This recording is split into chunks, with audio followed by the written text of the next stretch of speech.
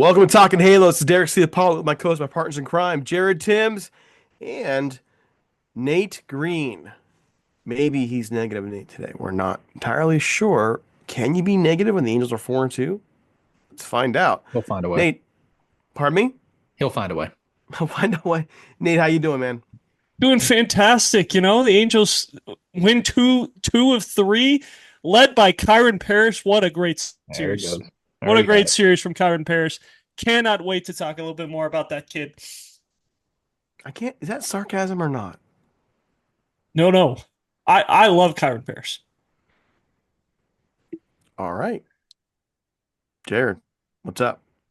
Doing fantastic. Got I know there's one listener, one watcher that's gonna comment on this and be like, "Oh, why he's gonna win tomorrow?" As we're doing this. So that one follower, I forget who it is, we're coming for you tomorrow. Wow. By the way, to be 4-2, taking 2 out of 3 in Chicago, that doesn't surprise me. If you win anytime you win a series in St. Louis, regardless of how good they are or how bad they are, that's not easy to do. So taking a series in St. Louis, good on them, and that's where we're starting. What what are you taking from this series, guys? Going to Jared first. And Nate will actually agree with me here. Starting pitching is giving the team a chance to win. I said it, I tweeted it out today, and then the bullpen fell apart. But the name of the game for starting pitching right now is just give the offense a chance to win. Give the team a chance to win, and that's what they're doing. I think what do they have? 5 quality starts. I know quality starts isn't great, but I mean if you're going 6 innings, giving up 3 or less runs, at least 6 innings, or is it 5 innings? It's quality start. It's Six. six. Six. Is it Six. six? Six. If you're going 6 innings and giving up 3 or less runs, you're giving the team a chance to win. And I think they've done that either the every single game or 5 out of the 6 games. TA But TA didn't get it done. did he not? Okay, so 5 out of the 6 games. So you're giving the team a chance to win, which is good.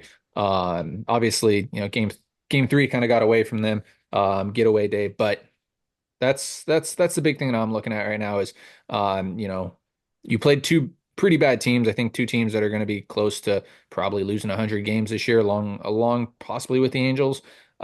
So you also beat bad teams, which is good, which is a very good thing for a team that is young and rebuilding. Now I'm interested to see how they play against a potential playoff team in Cleveland. The Cardinals aren't losing 100 games, man. They're not a good team right now, They're man. not a good team, but they're not. They're in a weak Who division. wins more? Who wins more games? The Angels or the Cardinals? Or who loses more Cardinals. games? The Angels or the Cardinals? Cardinals win more games, And Cardinals win more games? I think it'll be close.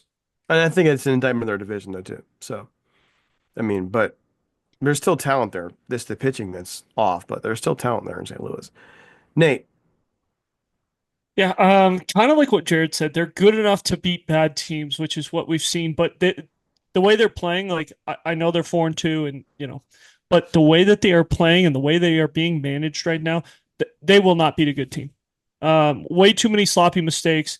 It's supposedly we have a really good defensive-minded coach, and we look awful defensively.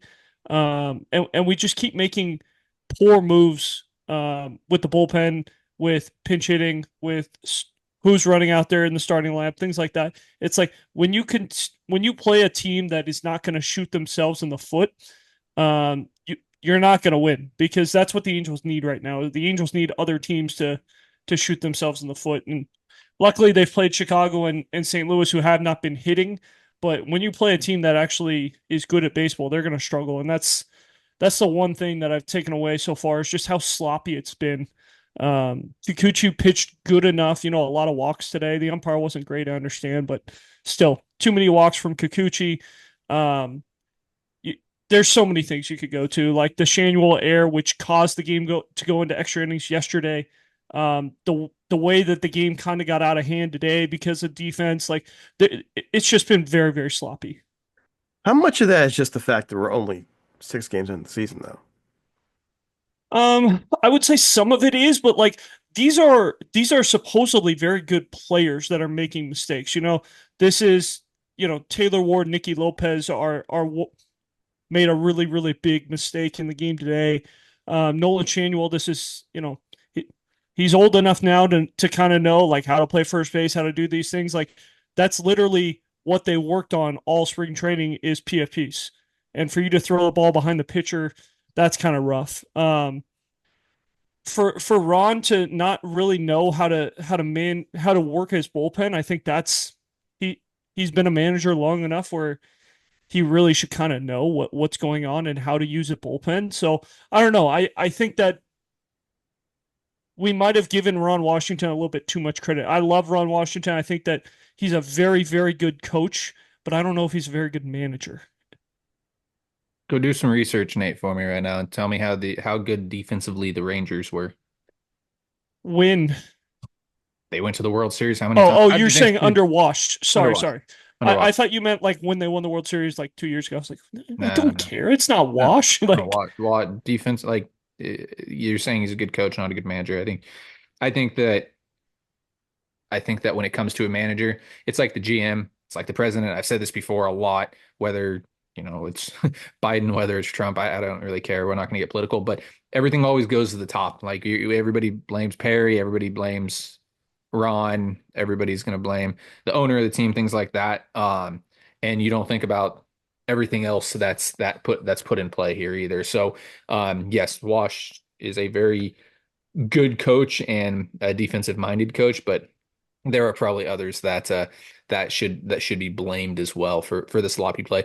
I'll go a different direction with this though and say it's not necessarily how early it is in the season, though that is a little bit of it. I'll say it's because of how young they are as well. I know they're professional baseball players, but I feel like sometimes this is the lack of minor league development for some of these players. I know it's not all of these players, but some of these players that you start seeing a lot of their a lot of the mistakes that happen there. So like, Joe Adell and the sloppiness that we've talked about in the past, Nolan Shawnewell and his sloppiness. So I just think that a lot of it has to do with that when it comes to it. And I also think there's a mindset as well that's with the Angels. Like you see new players come in and all of a sudden it's like, it's just as sloppy all over the place. So I think that has something to do with it. And if that is Bosch and his mindset, then that's definitely something. If it's the coaching staff, if it's just an organizational philosophy that's being put into place, then I'm not too sure. But yeah, I mean,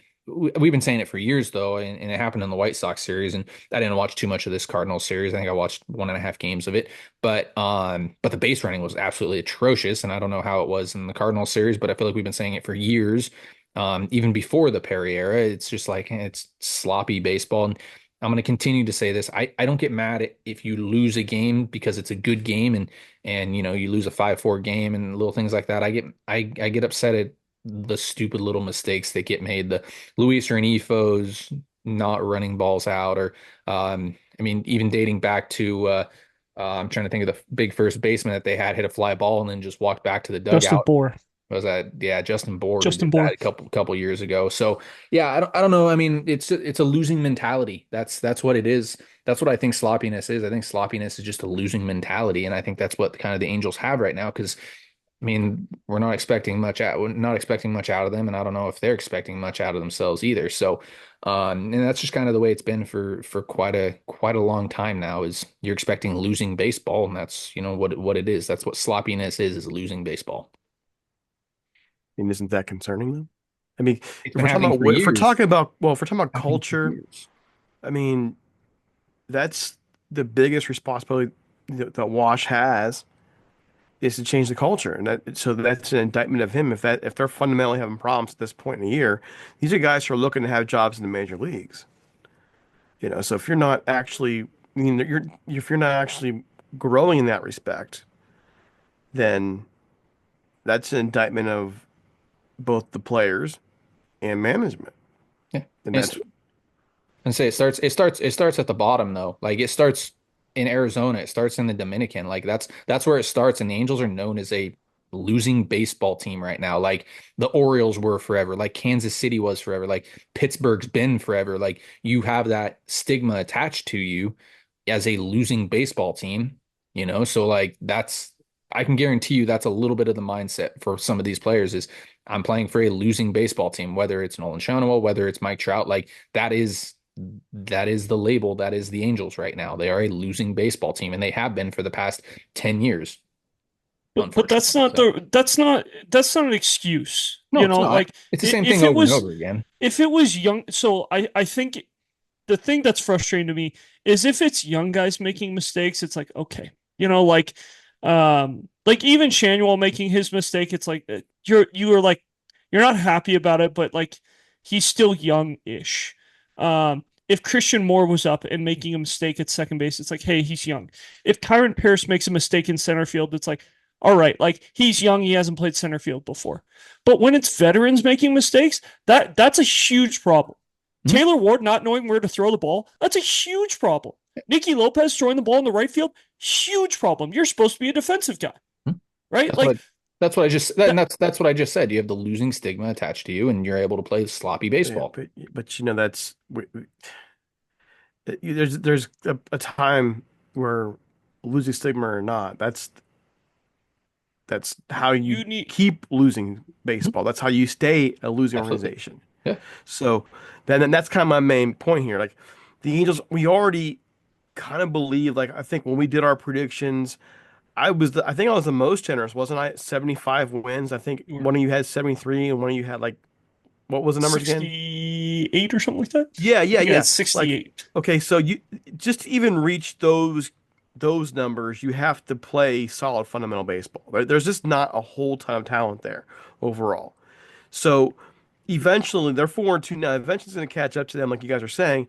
But if you're going to be competitive, at least in July and August, you have to have your fundamentals straight. You just have to. And that's where I mean, if I'm being consistent in the things I've been talking about, which is I want to see growth, I want to see them pushing the franchise forward, I want to see players developing. This is what we're talking about. I'm not expecting them to go get a pennant this year. Okay, I'm expecting it to see this team growing as an organization and moving towards that potential down the line. I want to see these young kids become the players we believe they can be. And if you're not doing the fundamentals correct, then how can you even reach that? So I mean, if you're listening to the podcast and saying, "Hey, well, these guys are whining," listen, this is a legit concern for any baseball team, especially one that has its limitations like the Angels. I'm not being negative by saying, "Hey, listen, they gotta fix this." I'm saying, fix it, and you still have time. Like you're not playing the Red Sox yet. You're not playing the Yankees yet. You're not playing the Dodgers yet in regular season play. You still have time to shore this stuff up, but let's get it done. Absolutely. So my only concern would be, well, for the older guys, like if they're not doing it now, then what makes you think they will? And that's kind of a scary thought. Like you should be there already. Anything else you guys want to talk about with that at all? Can Yeah, it we was a move good on? good series in general. Good It baseball. was, Minus yeah, yeah. I mean, minus that last game that got away from him, but I mean, up until like the seventh inning, it was good baseball in that last game too. So and to their credit too. I mean, there is a certain level of grit we've seen in the Angels thus far. They're 4-2. They've kept games close. The two they lost were rough, but in 4 out of those 6 games, they were able to kind of show some perseverance and went out in the end, went late inning heroics, in other words. So those are positives, and those are things to build on. Anything else we could talk about building on? Anything else you guys saw in this series that you're like, hey, you know what? I like that. Yeah. The irony of you saying late game heroics and that guy not starting the last two games. That's the ironic part. Kyron Paris has been unbelievable to start the season. Joe Adell went down. It sucks that Joe Adell went down. He's back now. You got to find a way to keep Kyron Paris in the lineup. He is the best hitter in the lineup right now, whether you like it or not, whether you believe in the swing change or not, whatever you want to say about it. He is the best hitter in the lineup right now, and they're not gonna play him. That was my that was the biggest frustration I had with him making the roster is like if he's going to make the roster, play him. We got to find out if this guy's good or if he's not. Is this swing change real or is it not? And right now it looks like it's for real. He hits the Yeah. game-winning homer in Chicago. He He gets the game-winning hit on Monday, gets the game-winning hit on Tuesday after pinch running for Soler, and then going base hit in the 11th, I believe it was. So like this kid's got to play. If he's going to keep doing what he's doing, like kid's got to play, and it's awesome to see him continuing to get better and continuing to make adjustments and showing that that swing change has actually really really helped him. Um, and it hasn't been the prettiest thing in center field. I absolutely understand that, but like we've already said, it's been sloppy everywhere else, so why not? Nate, how are you feeling about Kyan Paris right now? I think he's been awesome. Like I really it's been unbelievable to see what he's been able to do for the first, week and a half of the season or, first 6 games of the season. Yeah. Um, the home runs, the clutch base hits, the everything. I mean, like he is learning a new position on the fly. He has played a career, you know, 3 games in center field before this year. And then if you want to count spring training, he played like in 8 games in center field. Like this kid is picking up a new position on the fly. He is learning how to hit major league pitching, and he is thriving right now. And we're gonna tell him, hey, congrats, really good spring. You did a great job. You hit out of your mind. You're learning a new position.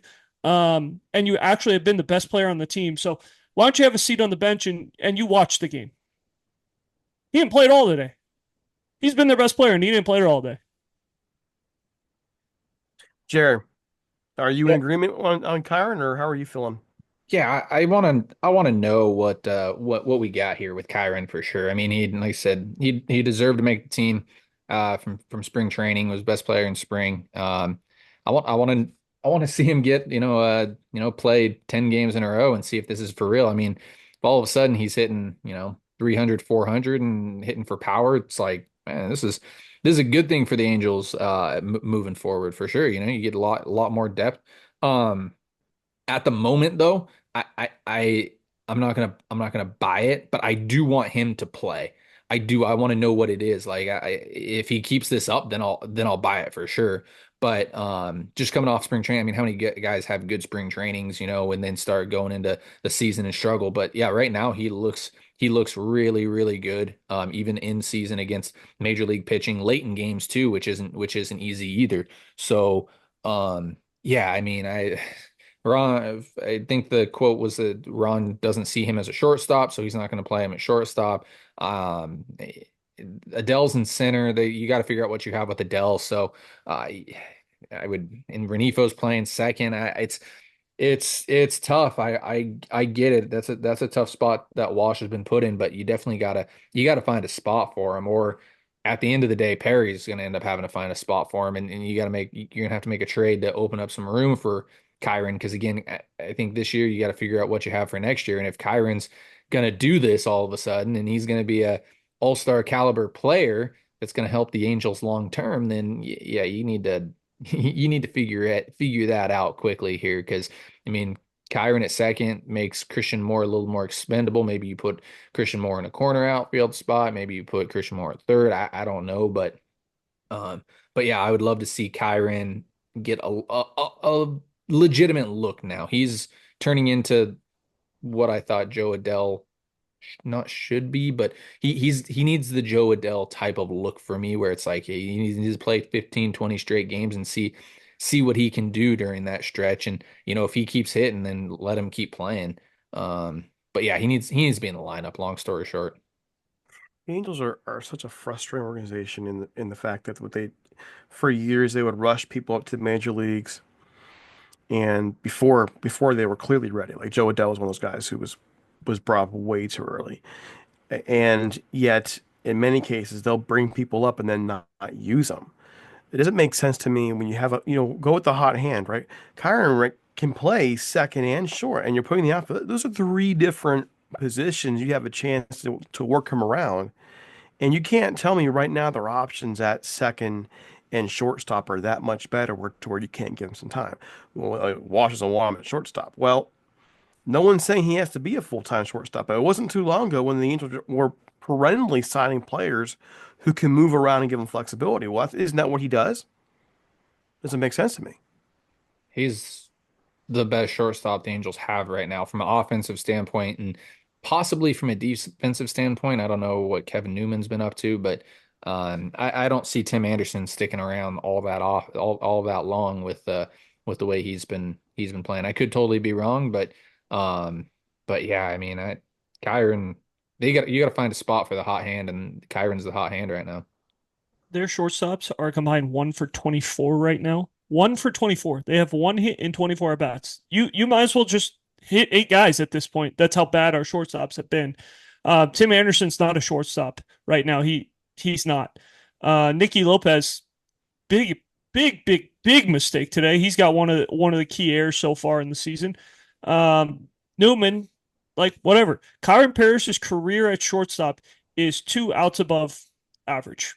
If he were to play a full season, he would average 21 outs above average. Okay. That was better than what Bobby Witt did last year at shortstop and won the Gold Glove. So why not? Like, I don't understand why we're allowing Ron Washington to tell us who can play defense and who can't when we've watched this team play defense for 2 years and it has been awful. Awful. Taylor Ward doesn't know where to throw the baseball. It is a double down the left field line. He is throwing it to third with a runner on first. His job is to be throwing that ball to second base to keep the double play intact. He throws the ball to third. Lopez cuts it off, throws it into right field. That is awful. And he's the defensive guru, and he's the one telling us Kyan Paris can't play shortstop. Like, what are we doing here? Like, let's allow the kid to play shortstop in a major league game. He's played more career innings at shortstop in his life than he's played center, and you're going to run him out there in center field every day? Like, okay. I mean, I just don't understand the message. In fairness to Ron Washington, he's been around the game for a long time, and he has been a successful manager in this league before. There's a reason for whatever it is that he's making these decisions. I just wish I better understood what they were. I mean, like that's again, the Angels have a transparency issue. I wish they would actually talk a little more about what they're doing. We do have to move on. So anything else, Jared? Anything else, Nate? Either one of you that you want to say about this series overall before we move on to the Cleveland series? Kyron's got to play. Time's gonna play. Nate. Bullpen needs to be managed better. We cannot be going into a game 3 with 2.5 pitchers available out of the pen. All right, Cleveland series. If there's a time in the year to get the Guardians, it's now. The Guardians traditionally start slow. They're 2-4 right now. They have not looked good, but they are an organization that eventually will get together. The pitching matchups right away. I love the first matchup.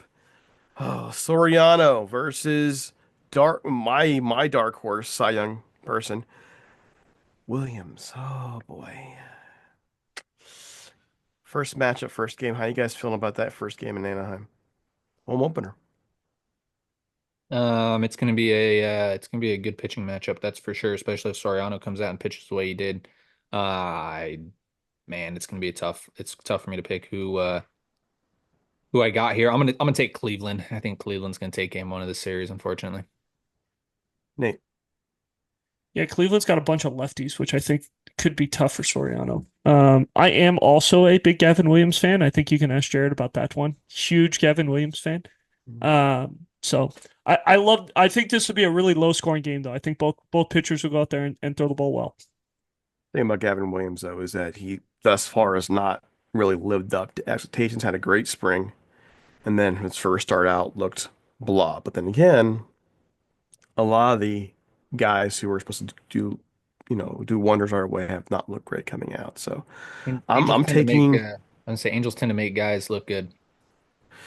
I mean, I actually like this matchup for Gavin Williams. The Angels strike out a lot, and that's one thing Gavin Williams can do. He'll get a lot of Ks. So I like this game 1 matchup for Gavin Williams. All right, matchup number 2, another interesting one. Tanner Bybee goes for the Guardians on Saturday night against Jack Hanowitz. Jack looked pretty good first start out. Nate, how you feeling about this pitching matchup? Another really, really good matchup. Bybie's had one really good start so far.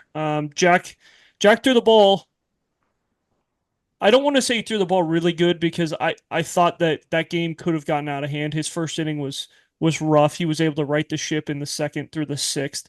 I personally would have ran him back out there for the seventh, knowing the rain was coming. But again, another Ron Washington mess up kind of cost us in the St. Louis series as well. So um, I don't know. I think this is going to be another really good game. Man, hopefully the Angels use the bullpen right in game one and are able to have some guys available for this game because it looks like the rule with Jack is don't let him face the lineup more than a couple times. If it gets to that third time through, we're not letting him face Jose Ramirez, Kyle Manzardo, Carlos Santana type guys. Um, so I think the Angels win this one. I think they have enough guys to win this one.